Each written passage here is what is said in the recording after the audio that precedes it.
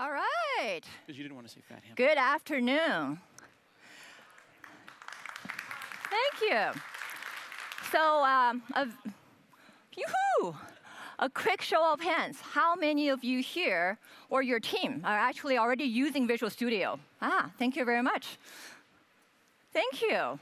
Well, I've been working on Visual Studio since its inception 20 years ago. And my name is Julia Lucen. I'm the Corporate Vice President for Developer Division at Microsoft. So welcome. I'd like to welcome everyone here in person, as well as the many viewers we have online. Today, we'll show you the progress we have been making in building and creating the most productive developer tools for every single developer. You can use any programming language, like Java, Python, TypeScript, obviously C#. Whether you're choosing to use a full-blown IDE or a lightweight code editor experience, we will show you how you can have a very productive experiences using our tools to program, to debug, to diagnose problems, and to work with your teammates. And you will have this experience from the very first line of code you write, all the way to diagnosing issues in live production in the cloud. We really want to empower you to build the next generation software that powers your business. Now, when I think about the progress we have been making in the last 12 months, we have been very busy. We've been busy winning new developers every day. We have seen tremendous momentum from users like you in adopting our tools. And we have just crossed 6 million monthly active users on Visual Studio on Windows. And with Visual Studio for Mac, we have also seen its user base double since we launched it 12 months ago. And then there's Visual Studio Code, which is really taking the world, by fire. It's our open source, lightweight, cross-platform editor. It is the fastest growing tool. It was only launched 18 months ago. And we have already seen over 2.6 million monthly active users. And GitHub recently rated VS Code as the open source project with the most number of contributors. And that is almost double the next project on GitHub. Any guess? And that's Facebook's React Native project, actually. And if I kind of look at the entire Visual Studio Tools family, we have well over 1 million developers on Linux and Macs using our product every month. And just thinking back even 2 years ago, and that number was 0. So that's really great growth for us. And another very popular open source project we have on GitHub, obviously, is .NET. And GitHub has recently rated .NET Core as one of the top 10 projects with the most active discussions. And in the past, we will be giving .NET roadmap kind of talks in Microsoft Executive Briefing Centers. And today, you can join us on GitHub to discuss our futures together. And since .NET went open source 3 years ago, also at this particular conference, we have Red Hat, Samsung, Google, Unity, JetBrains. They have joined the .NET Foundation as part of the technical steering group. And we're really working on defining the futures of .NET together. And we also have well over 1,700 other organizations outside of Microsoft that is actually contributing to .NET at this moment. And we have millions of developers, obviously, worldwide using .NET. And I was just visiting China a couple of weeks ago and talking to our developers there. If you have any customers in China, you will be very familiar with Tencent's WeChat app, which seems like the entire country of China runs on. And they have a payment capability called WeChat Pay.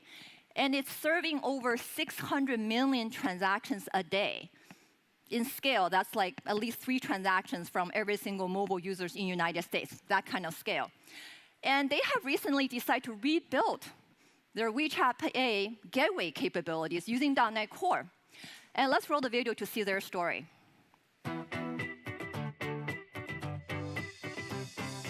微信在国内已经是生活的一部分了，所有人离不开微信。在中国，如果你没有微信支付，你寸步难行。我们是用我们最好的技术来满足快速增长的业务需求。我们服务了数十亿的用户，服务了数百万的商户。这么多的业务要进行一个管理，所以我们要发展一个 API 网关来对它进行一个管理。API 网关统一管理我们的 API 对外提供它的健全、身份认证，还有包括服务质量监控功能。我们主要面对的问题呢，就是我们现在现存的很多 Windows 和 Linux 这种混合部署的业务环境。所以我们需要用 .NET Core 这样技术去拥抱公司的整体的生态环境。我们觉得开源更适合我们这个系统的发展，因为它是模块化的，而且更透明。.NET Core 是专门针对这种微服务现代的服务设计的一个平台。我们开发的时候都用 Visual Studio 2017，然后在 Windows 上、Win10上开发好，然后直接就可以部署到 Linux。我们这些程序员热爱咱们的这个公司，因为在腾讯里面，我们可以自由的发挥我们的技术，我们可以像喜欢 Java 的、喜欢 .NET 的、喜欢 C 加的，都可以随意发挥。程序员可以在这个平台上面有施展拳脚的一些地方。我们老板有句话就是说，打造精品。通过开源，我可以和全世界的开发者合作。So we're very fortunate that we have many customers like Tencent who are sharing their success stories using .NET Core with us. And we're very passionate to continue making .NET a great open source and cross-platform framework for building all different types of applications. Mobile, cloud, Windows, gaming, you name it. In addition to .NET, we also love many other open source framework and tools, because it really empowers all of us to solve progressively more difficult problems, leveraging work that has been done by others. So today, you will see 3 demos. The common theme for the 3 demos is that you can easily pick and choose the open source component that fits your need. And we'll give you a great tool to support your choice and make you and your team more productive. We know all developers use multiple programming languages. For any given task, you will pick the right programming language and tools that's best suited for the problem that you're wanting to solve. So please welcome to stage my colleague Daniel Moss, who will show you how we'll provide you the best tool so you can get the job done faster. Daniel? That's nice. Of how Visual Studio Code, our cross-platform editor, can work across a variety of languages to make your development a breeze. And that's not the breeze that makes you cold, it's the one that makes you cool. I write all my own material, by the way. So one of the cool new features in Visual Studio Code is support for multi-root workspaces, like I'm showing up here. Multi-root workspaces simplify working across a number of distinct yet related projects in the same instance of Visual Studio Code. So here I have 2 projects. I have a serverless function written in Java, and I also have a set of tests for that function written in Python. So let's start on the Java side. We have announced full support for Java in Azure Functions. And that's what I have here. I have a Java Pojo, a plain old Java object, that powers a function that I'm going to later deploy to Azure. I'm working locally for now. And Visual Studio Code has had support for Java for some time. For example, you can see here rich IntelliSense, which is what you would expect. And also, if you noticed, on line 15, there is a red squiggle. So that is an error, and it's telling me that the function I'm calling is not defined. I was editing this earlier, and I got interrupted. That is consistent with a yellow squiggle further down, the warning that this other function is never being called. So I'm sure you can see what the fix is here, but if you can't, we have this light bulb on line 15, so I can control dot to open that, and it offers me 2 quick fixes. I like a quick fix, so I'll take one now, and that's going to make the squiggles go away. And now when I go and hover over the function, we can see the actual Java doc content that tells us that this basically takes a string of integers, sorts it, and returns it. But what I was trying to do earlier when I was interrupted was to actually rename this function. So if I go here and get the context menu, there's a whole bunch of different options, and I'm going to pick rename symbol. And I want you to notice when I hit enter on line 23, you'll see that that actually changes as well. And that is what you would expect from a developer tool, but maybe not from just an editor. But you're seeing here how Visual Studio Code is so much more than that, with its rich syntactic and semantic validation, refactorings, and contextual intelligence.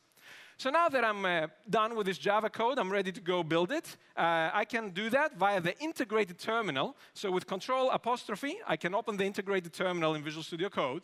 And if, like me, you don't like your terminal at the bottom, with one click, you can go and move it to the side. And then here I can use Maven to actually build this code. Now, after it builds, I'm going to go and deploy it to the local runtime for the Azure functions that I installed on this machine. And in order to do that, you don't have to learn a new workflow. It integrates with your existing workflow, because we have an extension for Maven. So if I write Maven Azure functions run, that is all it takes. And now it's deploying that function to the local runtime for Azure functions. And it's giving me the output there. I'm getting that from the runtime. And it's going to give me the RESTful endpoint that it creates, the URL, that I can go and use to invoke that function. And you can see that over here in green. The way I'm going to go and invoke that function is from my Python tests, from my unit tests. So let's go and switch over to Python now, and we'll get rid of the terminal. And before I go and invoke the test, I just wanted to show you here that all the language support you expect in Visual Studio Code for any of your languages also applies to Python. So anything you would expect is here, including, for example, IntelliSense. And if you look on line 9, you'll see a green squiggle. So that green squiggle, when I hover over it, tells me I have a linting error. So basically, I'm missing some documentation for this class. So I'm just going to go and add that now with subtle hints. Yeah, thank you for that spontaneous applause. I appreciate that. So if you like that, though, you'll really like the next thing, which is when you make changes, you'll notice in the editor getter, you can see a little indicator. And if I go and click on that, it will show me an inline diff of what I have here locally versus what is in source control. And I can go and accept or revert that at this granular level. So I think that's pretty cool. So let me escape out of that now. So I can go and run the test. So notice how we have these code lens indicators on the different unit tests. And I can go and run them both. And you'll see that we'll get here the check mark that says that the unit test passed. And it was that simple to go and run those. Now, if there was some issue, I could go and debug this Python code here in Visual Studio Code by simply using the other code lens indicator, the debug test. But what if there was something in the Java function and I wanted to debug that? Can we do that? Well, if we couldn't, I wouldn't be asking the question. So I'll just switch to that. And you'll see that I've got a breakpoint here already on line 26. And if I go and F5, we will go and attach the Visual Studio Code debugger to that running function. And now, when I go on the Python side and I run the test, I'll just run one of them. Boom, we're going to go and break in that Java function. So here I can go and look at my breakpoints and my exceptions. I can look at the threads and call stacks. I can look at my locals. I can add watches. But my favorite debugging feature in Visual Studio Code is that I can see here in line the value of the variables as I debug. So if I go here and F12 and step over, you'll see that those actually update. So I think that's pretty neat. So you guys like that? Does that make sense? All right.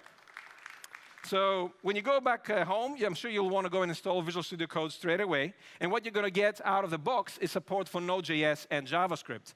What you want to do is Control-Shift-X to the extensions view, and you're going to find a whole bunch of goodies there to help you with your development. For example, that Java function I was just showing you, that is this extension over here that we released recently.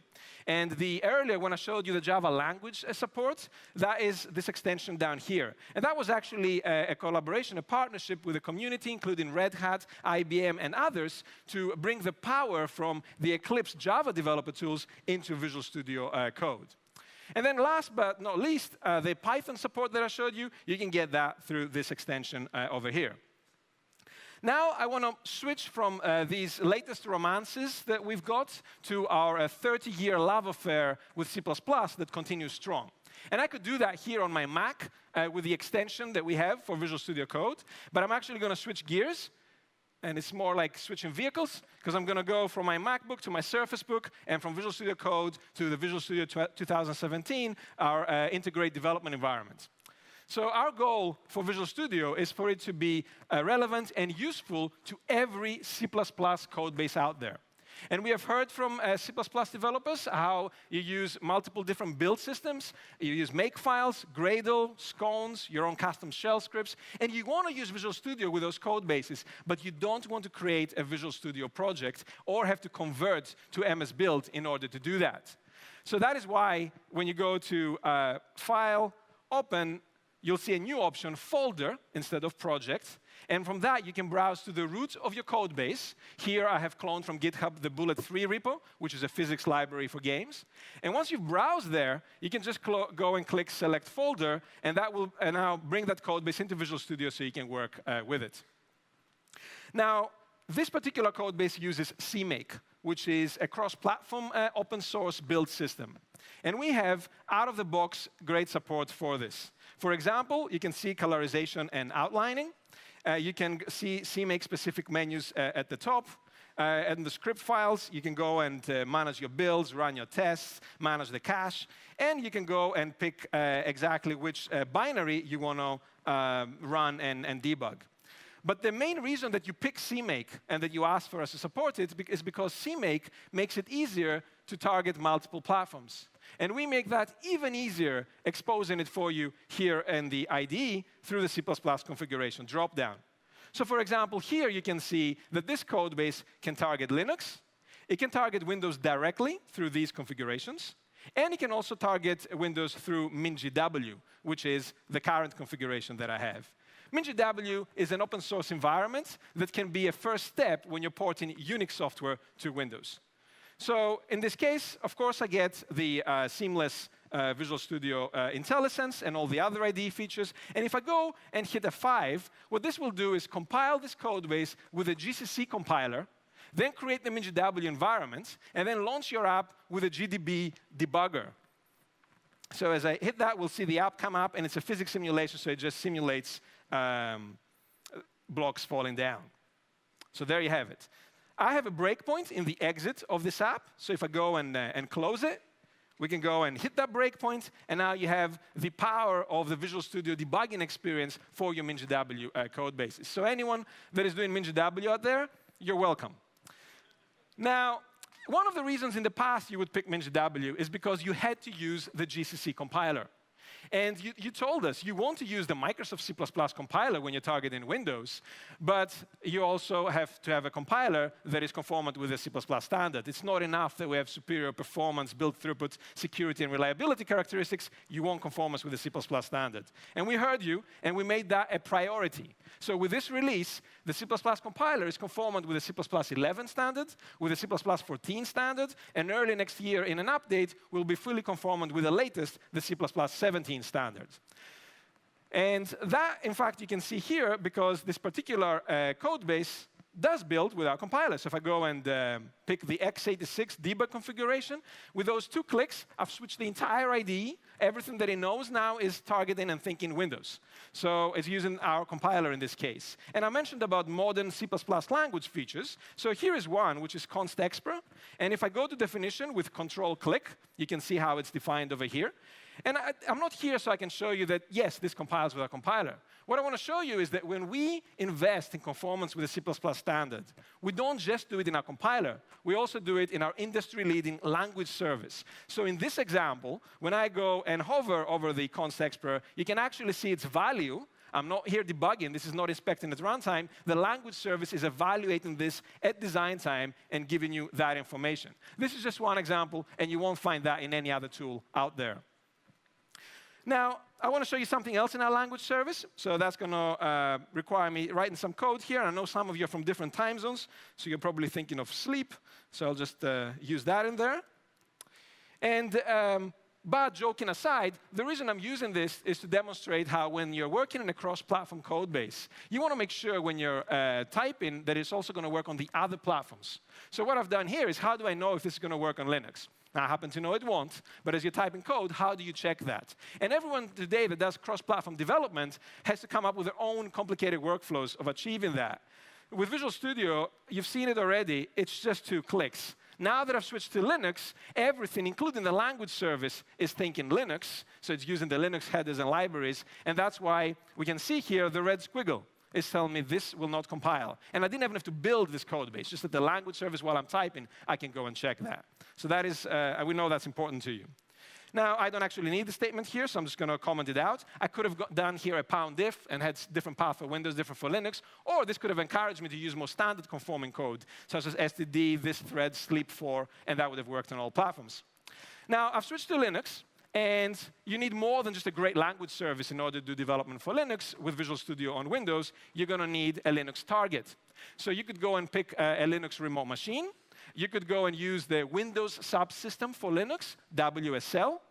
Or I could go and use Azure and use a Linux VM or container in there. Or in this case, I'm keeping it simple, and I actually have a local VM. So I've installed Ubuntu here, and I'm going to use that.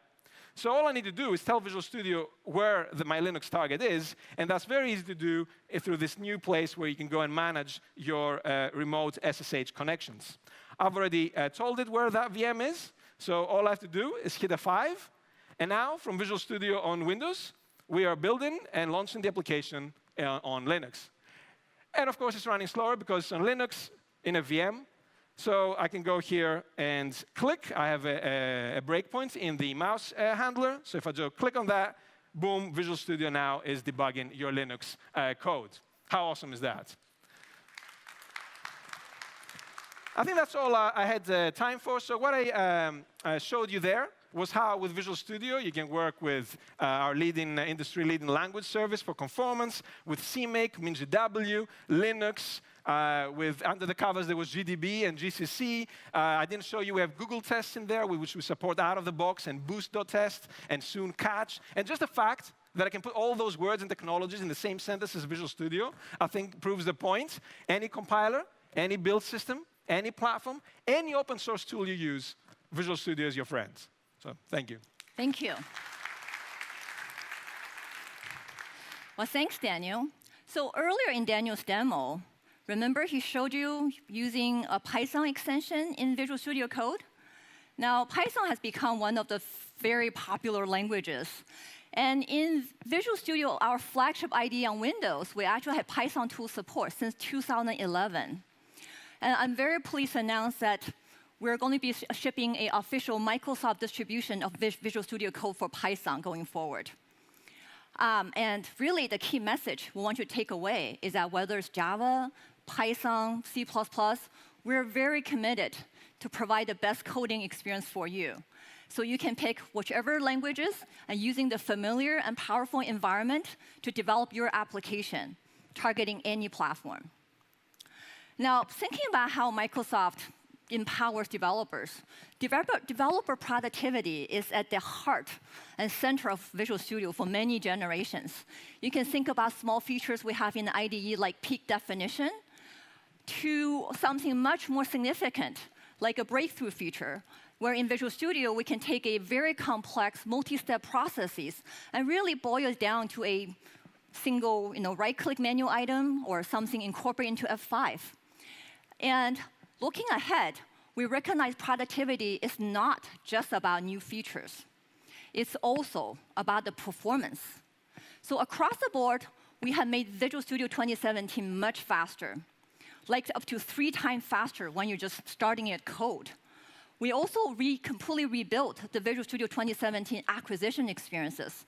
So even the setup is much, much faster. And the minimal installation of VS 2017 only takes a few minutes. And so let's actually look at a real-world C++ scenario. So we took the open source Chromium project. And that is the engine for the Google Chrome browser, as you know, which has well over 3,500 projects and over 100,000 files. And we used it to test the performance of VS 2015 versus VS 2017. So as we can see, with VS 2017, it consumes 1/3 less memory versus VS 2015. It is 5 times faster when you perform a finding reference operation. And for a rename operation, it is 5 times faster. And when you're opening the solution, VS 2017 is nearly 20 times faster than 2015. Now, you might think that major performance wins like this only comes across major releases of Visual Studio. Well, we're actually taking performance very seriously, so we continuously work on it. So let me show you an example with the C# solution. Let's roll the video. So on the left, you have VS 2017, update 15.4. On the right, you have our 15.5 preview. Both are loading a test project with over 10,000 unit tests. And the one on the right is using our new test discovery processes, which leverage the open source C# analyzer and is populating Test Explorer. And this makes test discovery significantly faster and keeps the code in sync. And as you can watch a video, like the VS 2017 15.5 is so much faster and usable much sooner. And so we are making significant performance improvements across releases and with each one of our updates. And not only that VS 2017 now is faster, and we keep making it faster, it's also more productive at a lot of things you do every day, with features like live unit testing, much better refactoring support, and built-in Docker tool support. Now, Visual Studio continues to have the industry-leading diagnostics experiences. And from very small tweaks like run to click to much more significant breakthroughs, like the one we're just going to show you right now. So let's welcome Casey Anderson to stage to show you how we're bringing the power of Visual Studio's diagnostic experiences to the cloud. Casey? You thought we were like actors. Thank you. Thank you. Hi, everyone. Oh, there we go. Thank you. Hi, everyone. I'm excited to show you today how fast and simple Visual Studio can make it to fix your code issues, keep them fixed, and even fix the ones that may fall through the cracks. If you just look at my screen here,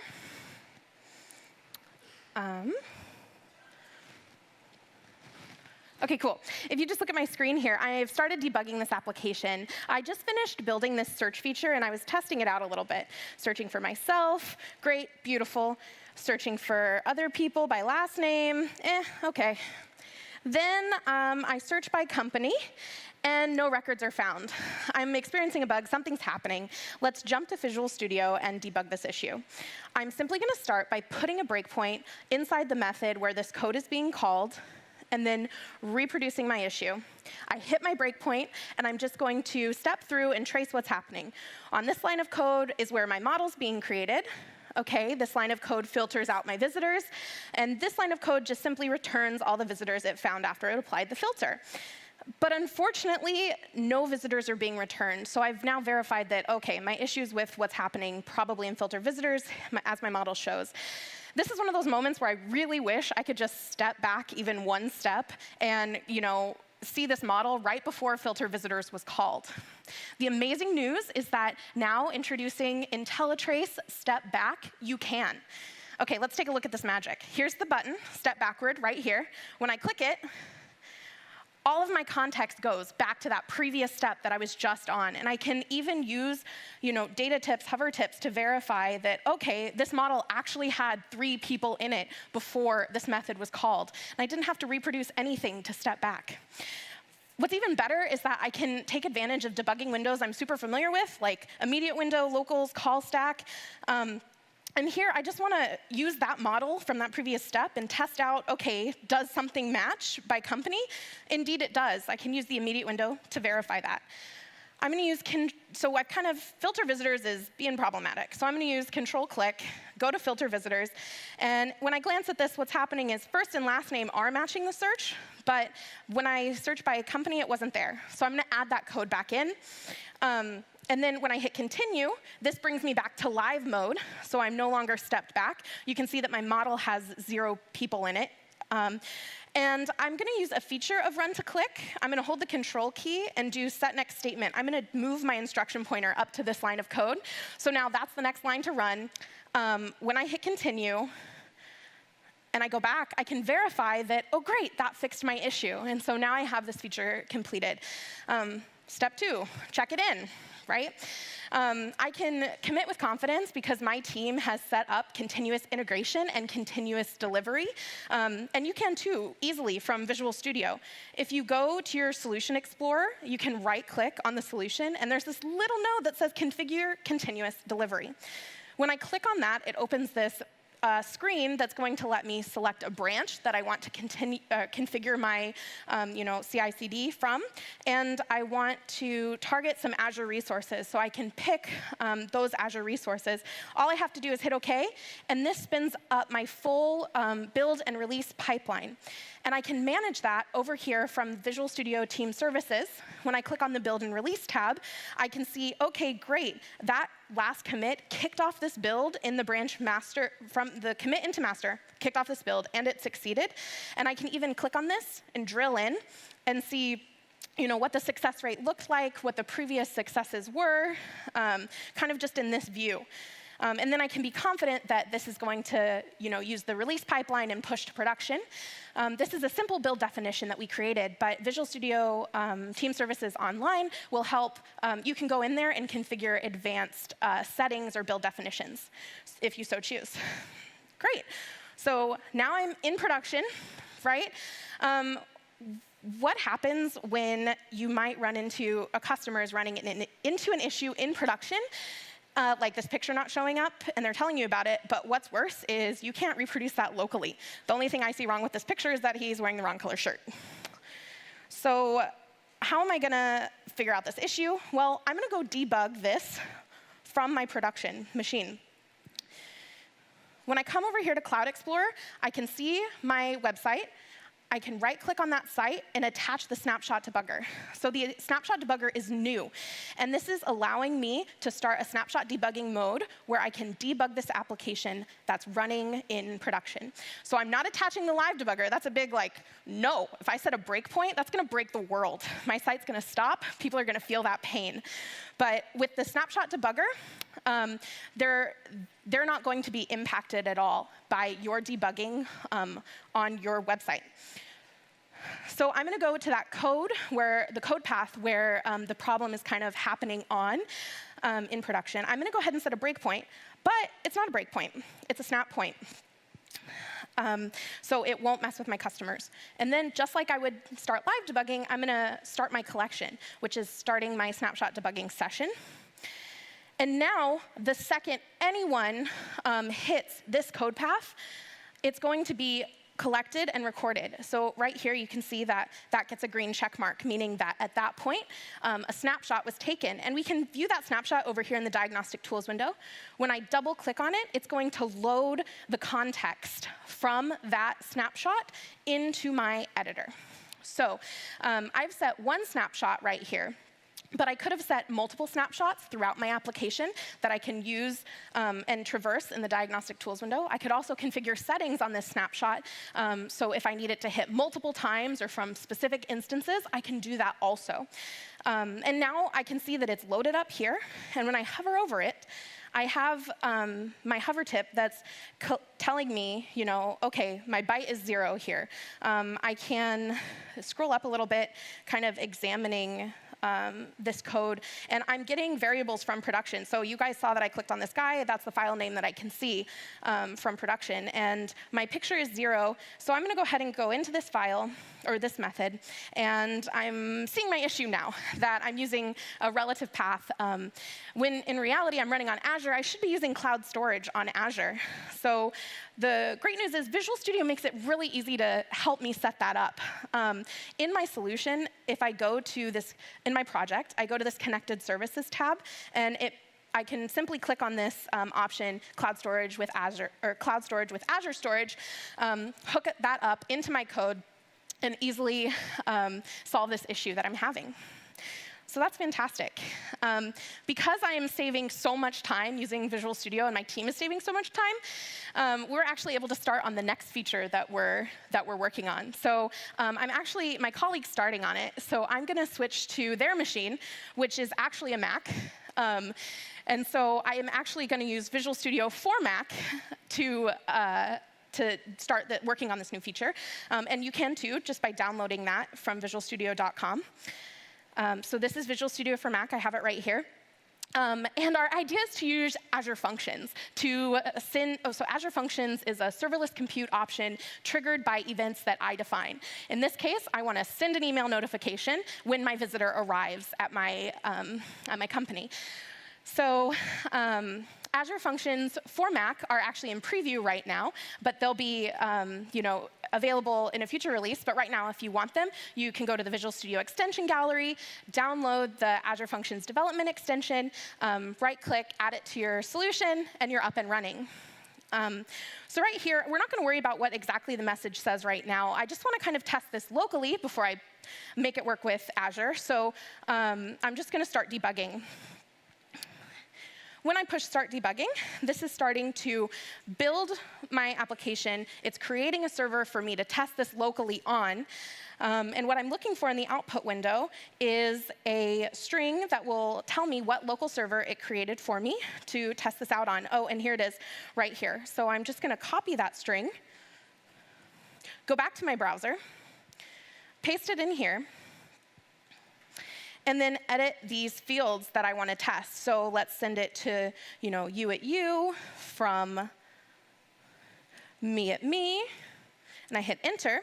And I hit my breakpoint inside Visual Studio. And just like Visual Studio IDE on Windows, Visual Studio for Mac is a rich editor that lets me take steps. I can view the locals window here, and I can verify, yep, me@me, you@you, all of that looks good. I hit Continue, and I can verify in my browser, yep, the mail was sent. That's fantastic. It's great that that's working. As I'm going through this, I realize I kind of want to refactor this method out. So what I'm going to do is right-click on it, go to Quick Fix, Extract Method, rename it. Just like I have those tools available in Visual Studio IDE on Windows, I have that rich environment available in Visual Studio for Mac. Awesome. So I hope you see how fast and simple we make it to work with your code, whether it be on Mac or Windows or in the cloud. Thank you. Well, thank you, Casey.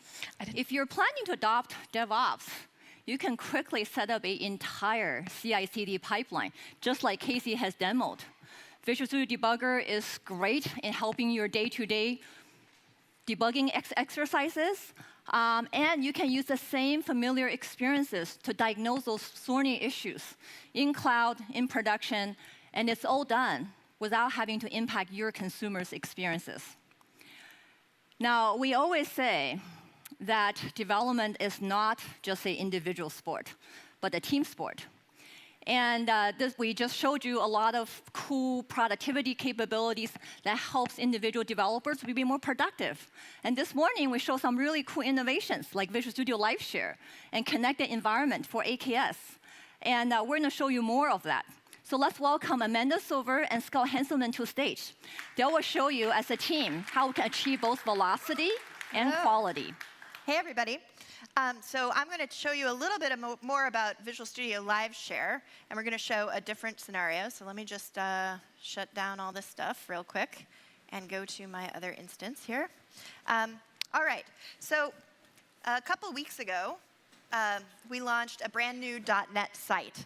And the idea behind this .NET site is that we wanted to make it easier for people to learn .NET, to get architectural best practices, and download what they needed to download super quickly. Now, one of the things that we have in here is an in-browser tutorial where you can basically author code and kind of learn what it's like to code in C# or another programming language for .NET on this website. And I've been working on the front end of this website, and in particular, I've been working on the languages page.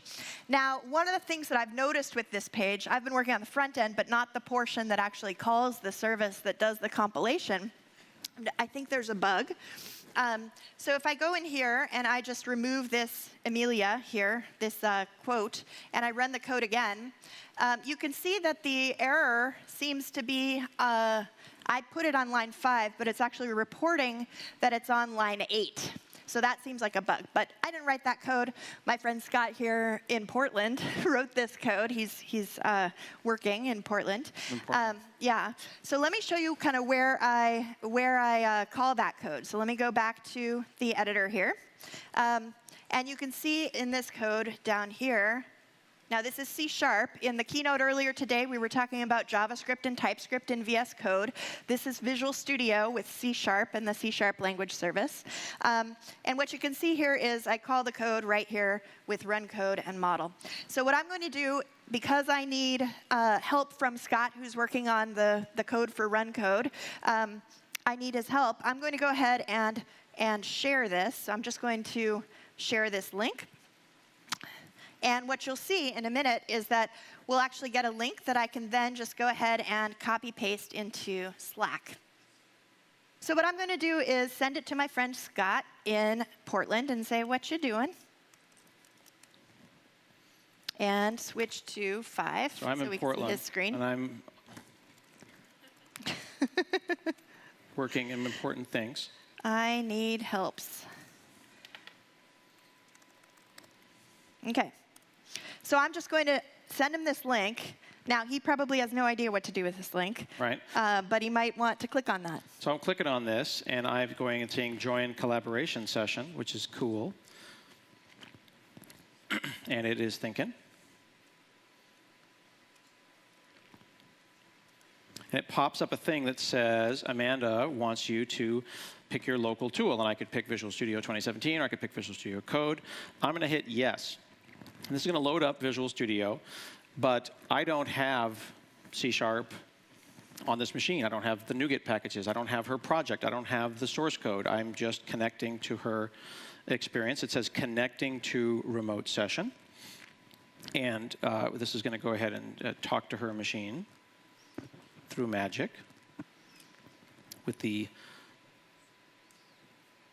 progress bar of patience. And rather than just getting the file that she's in, if you look on the right here in Solution Explorer, I've got the complete context.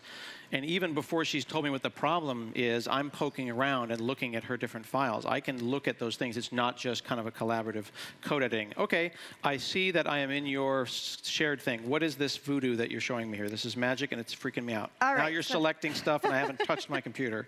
Yeah, this is kind of a cool feature. So what I can do here is automatically select something with my mouse, and it'll automatically show up in your editor. Okay. So we can have a pretty high bandwidth conversation over what code is actually causing the problem here. Well, so we're on Skype now. Yeah. So now I think what's the problem is that like something about the code that I'm passing into run code seems to not be, I don't know, something's not working quite right. All right. Well, I'm on the left-hand side there, and I'm just going to say peak definition. I'm moving around and looking at stuff. I have access to all the different files. I've gone into an entirely different location. I remember writing this code. My code is pristine, runs exactly as it was written. Sure. I don't see the problem, Amanda. Sure. Why don't I repro the problem so you can actually see what's going on? Yeah. So if you can Sure. get into a debug state where that's wrong. Oh, let me just set a breakpoint here. Okay. And then we'll repro the problem. So you just put a breakpoint appeared in my world. You initiated debugging. Yep. Our boss is looking at us with a judging face. And then. Yeah. So I'm going to basically just repro the problem here. Okay. It's going to load up that .NET site again. And I can show you. Okay. Let's just do Control minus so you guys can all see it on this screen. I'm going to go back to the languages page. And I'm just going to invoke that same exact error and run the code. Let me show you.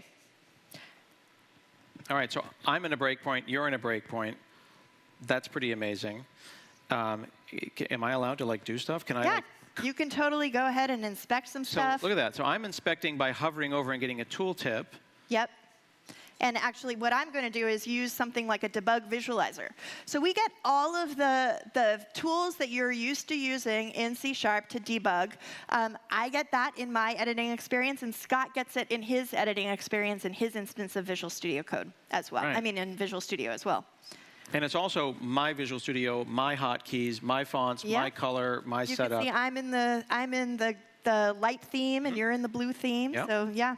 Okay, so I see code, and I see a bunch. What do we think the problem is here? So I think what the problem is, if you notice, if you look at the code that's being passed in, all of the using statements seem to have like a carriage return at the end of them, but then there's some weird line endings on some of the things like the, I don't know, the var names There's some line. extra name. Okay, Yeah. so I'm going to go in a totally different place, leaving you behind. I'm up here thinking about, okay, so I go and I've got this for each line. Okay, here I've got fragment line close. So there's a thing called fragment line close, and it looks like it has a line ending kind of floating. I probably don't need that. It's got an extra line ending. So I'm going to get rid of that. Now, we're debugging right now. We're in a debug session on your machine, and I can see it. I'm going to go into the immediate window down here and just see if I can look at that. And you can see I'm down here, and I'm going to actually try something crazy. Even though I'm in Portland, I'm going to change the value of that variable live in the debugging session Cool. here. So I think that will work now if Okay.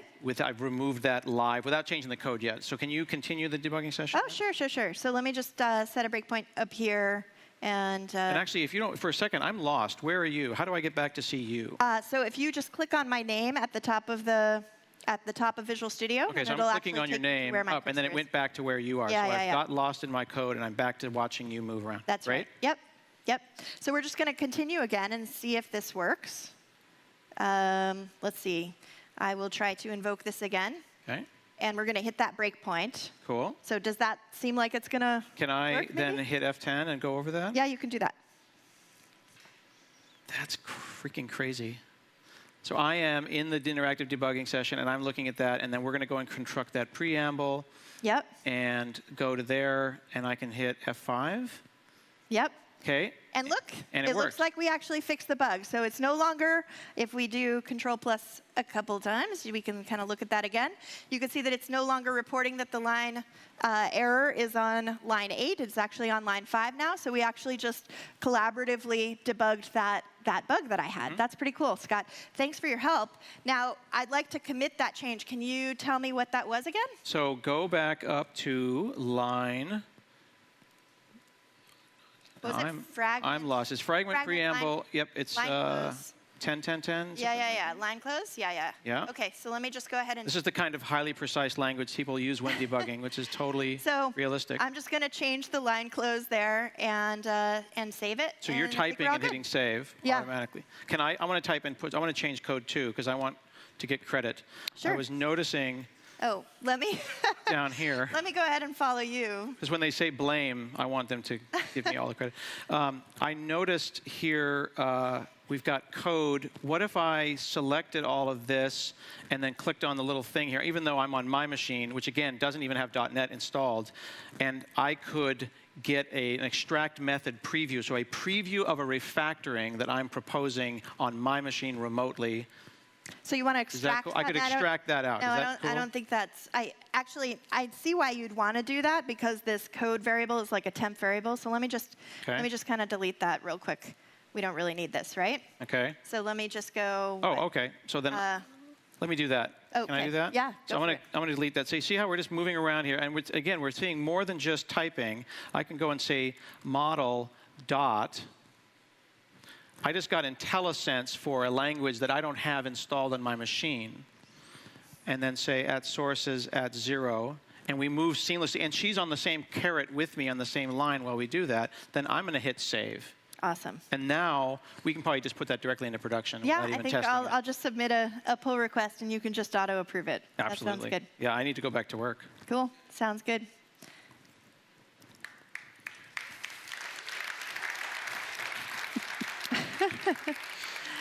Thank you. Thank you.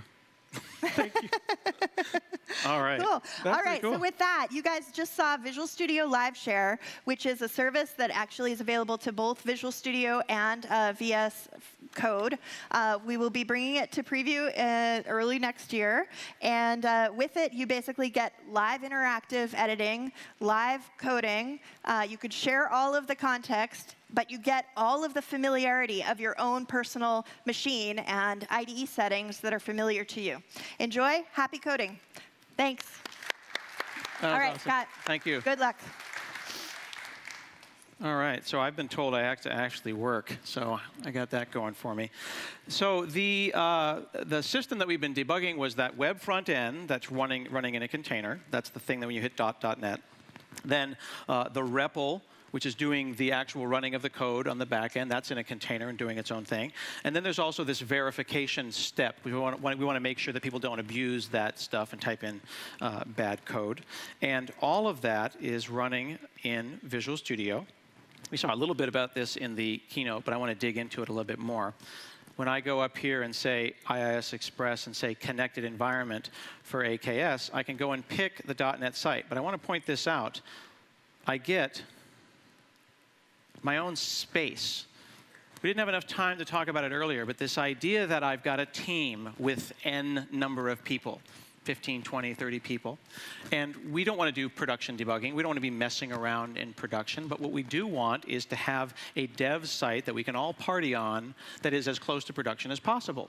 But then we showed you things like breakpoints and changing code and moving fast and seeing an experience without committing it and running it through Team System. And that might make you feel a little some kind of way.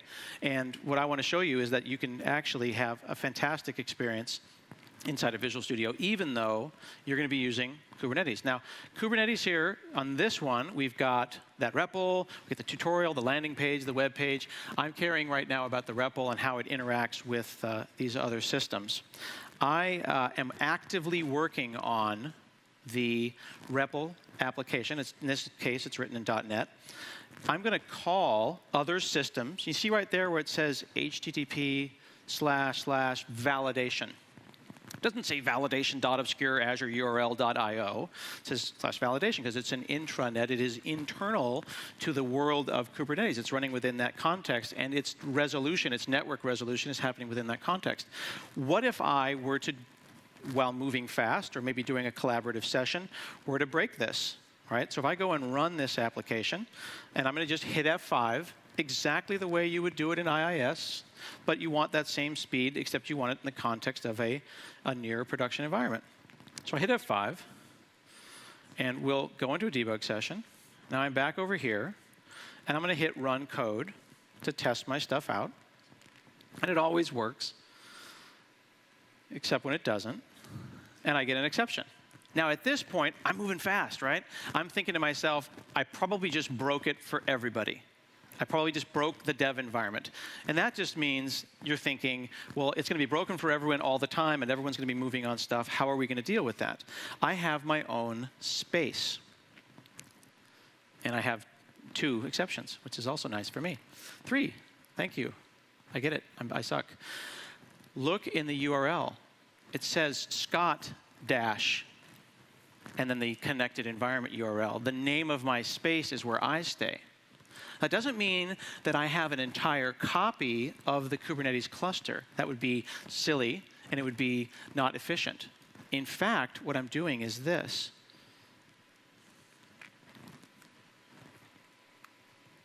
Amanda has a good experience with a system that looks a lot like staging, the development environment that we're working on. But because I said Scott hyphen at the top there, I still have the same front end. This is important. I'm using the same front end, the one that we have as a group decided mattered, that is stable. I then route it automatically without me having to do anything to my REPL, the one I'm working on. And then that goes to the verification system that everyone works on as well. So I've literally swapped out a hot swap of that container. I can prove that by removing Scott from the URL and just hitting the top end, hitting Run Code, and I see that it in fact works. I broke my world, my space, but I didn't break it for everyone else. So you get the best of that inner loop, that edit, compile, debug, move fast. But think about how you do this ordinarily. I spent the last week building a Kubernetes cluster on the Metal on a Raspberry Pi so that I could see what's involved. You make a change, you bump a version number, you build a Docker image, you push the Docker image up to a container registry, you run a webhook to let them know to pull that down from the container registry, you wait for the system to pull the registry down, and then browse it, da-da-da-da-da-da. It's great, but it's not ideal for development. But Kubernetes is awesome. So how do you have the best of both worlds? You do it like this with this Visual Studio Connected environment and this great tooling that lets you run it all in Azure. It is super fun and a joy, and I hope that you enjoy playing with it as much as we enjoyed building it. Really, the question here is, why would you want to use local emulators and try to build an environment locally when you could just use the cloud? Thank you very much. Well, thank you, Amanda and Scott. I certainly wish when I was a developer writing code and debugging code every day, I had Visual Studio Live Share. That would make my life so much easier. Now, we also believe that connected environment for AKS is a game changer in cloud development. It is just so much easier for you to get started, for you and your team to work together on a real cloud application that's actually composed of multiple microservices. Now, if you'd like to try these services in preview, you can find the URLs on the screen to register and sign up for invitation. And really, with all of your help, we have been growing very fast on all of our platforms. With growth, we see a lot of diverse needs from you. And we're going to continue to innovate very quickly to meet your need and deliver new value so you can build those applications that you want to power your business with. We showed you a lot of capabilities in Visual Studio 2017 on both Windows, on Mac, on Visual Studio Code. Please give those features a try by downloading the latest version of our products. And you can also follow all of our developments and updates on our blogs and our Twitter. And to learn about new capabilities, please come to visit visualstudio.com. And again, we are very passionate about listening to your feedback. And let us know what your experiences are. And thank you for spending a whole day with us. Happy coding.